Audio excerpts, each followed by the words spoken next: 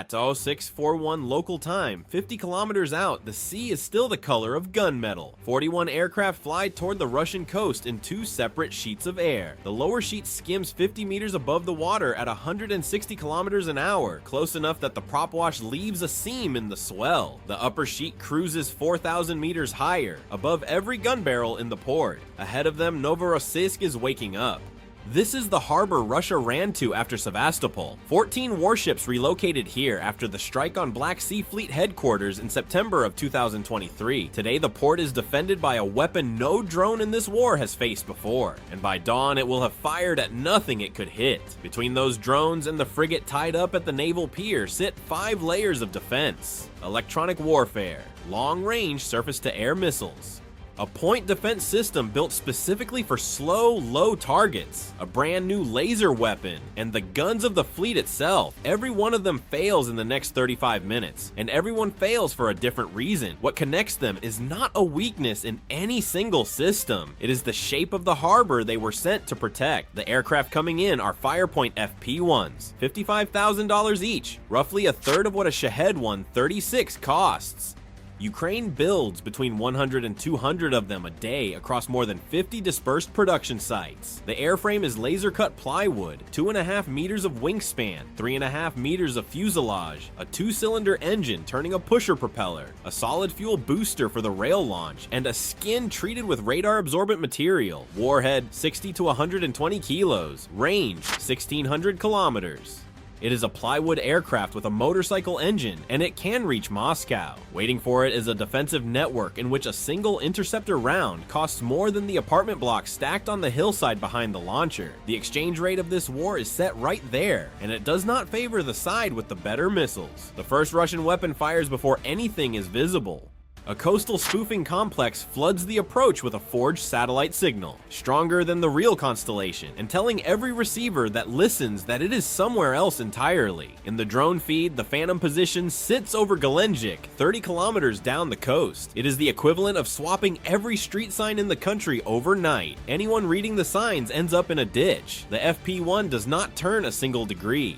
It navigates on an inertial system with satellite correction and documented protection against spoofing and electronic interference, and the inertial platform does not read signs. Accelerometers and gyroscopes sum every turn and every second of flight on their own, from a known starting point. Inertial drift accumulates with distance, but against a pier several hundred meters long, after a crossing of a few hundred kilometers, the drift is a rounding error. It is walking across your own living room in the dark. You miss by a few centimeters. You do not miss the couch. Firepoint tests and destroys its own drones daily, specifically to refine navigation algorithms against exactly this. The company runs roughly 59% of Ukraine's long-range strike missions. Behind the jammers stands the S-400 Triumph, NATO designation SA-21 Growler, a system with a 400-kilometer engagement envelope designed to kill aircraft and ballistic missiles at the edge of the sky. Its operator is sweeping 50 kilometers of open water, and his screen is empty, not jammed. Empty. A target at 50 meters of altitude is hidden by the curvature of the Earth and buried in sea clutter until it is nearly on the beach.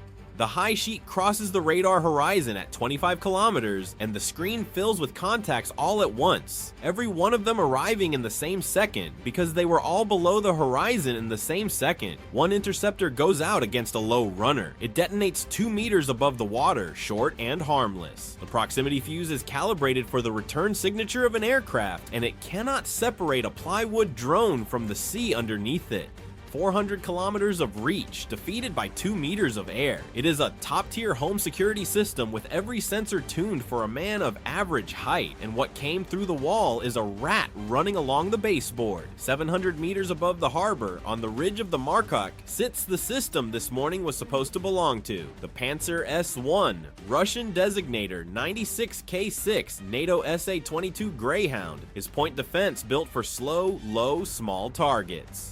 Exactly the threat coming in off the water. Its gun armament is two twin-2 A38M automatic cannon in 30mm, effective to 4 kilometers in range and 3,000 meters in altitude, each barrel cycling around 700 rounds a minute. Alongside them, up to 1257 E6 radio command missiles, 1.2 to 20 kilometers of range, engagement altitudes from 15 meters to 15,000, minimum range 1.5 kilometers.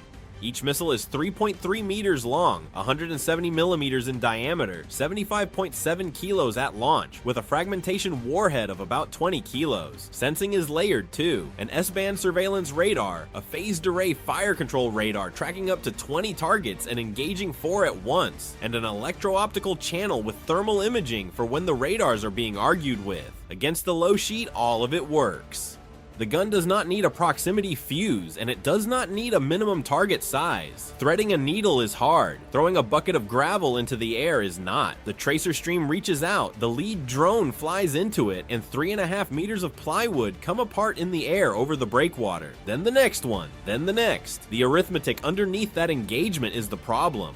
At 160 kilometers an hour, a drone spends about 90 seconds inside the 4-kilometer envelope of those guns. The turret needs roughly 2 seconds to kill one. 90 seconds, and every second of it is spoken for. The turret slews elevates toward the high sheet and stops. It does not fire. The gun ceiling is 3,000 meters. The upper drones are cruising at 4,000. The elevation exists. The altitude does not.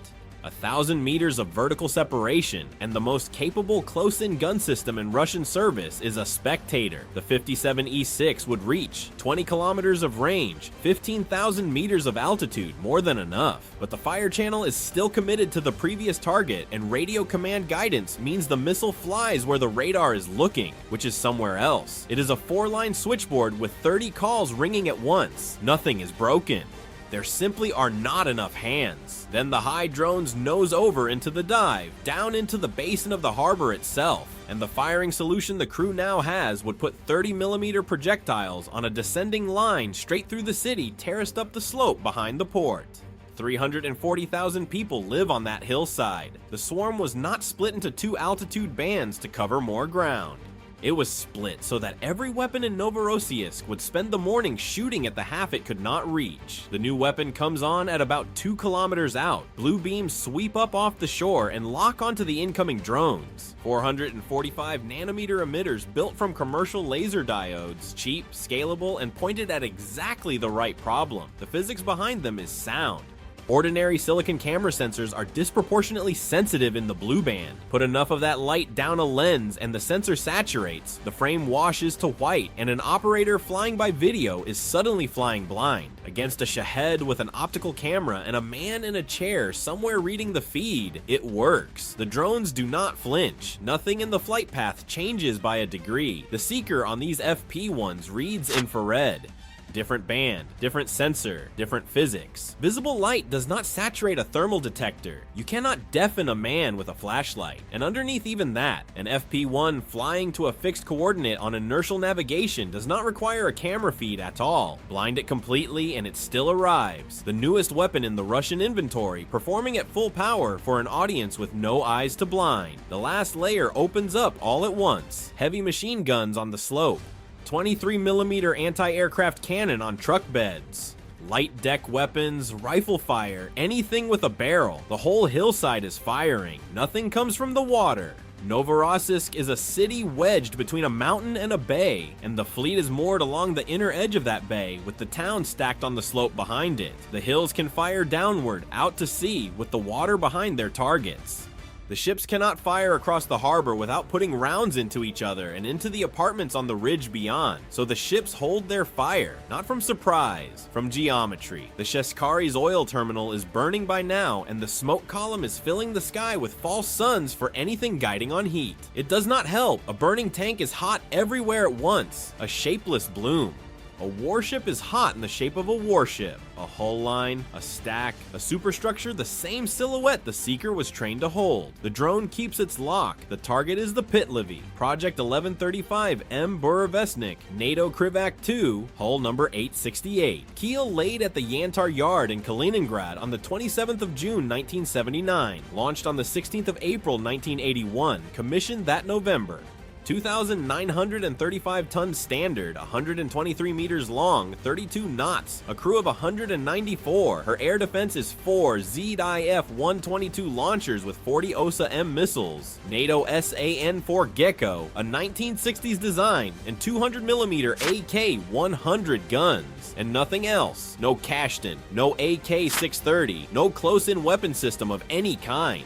The Krivac 3 hulls in Coast Guard service carry 2 AK-630M mounts for precisely this moment. She has none. The OSA-M is slow to elevate and slow to lock, and by the time the launcher is tracking, the drone is already inside the missile's minimum range. The AK-100 fire control was never built to hold something this small, this low, this close. There is no radar-directed Gatling for the final second because there is no final second. Impact comes below the rail on the starboard side. Rifle fire climbs after the second drone. No missile leaves the ship. She is still in the water because the fleet ran out of ships. The harbor that shelters the fleet is the same harbor that handcuffs its guns. And there is no next harbor. 5 layers, 5 different failures. The spoofer lost to an instrument that does not listen. The S-400 lost to the curve of the Earth and a fuse written for a different silhouette.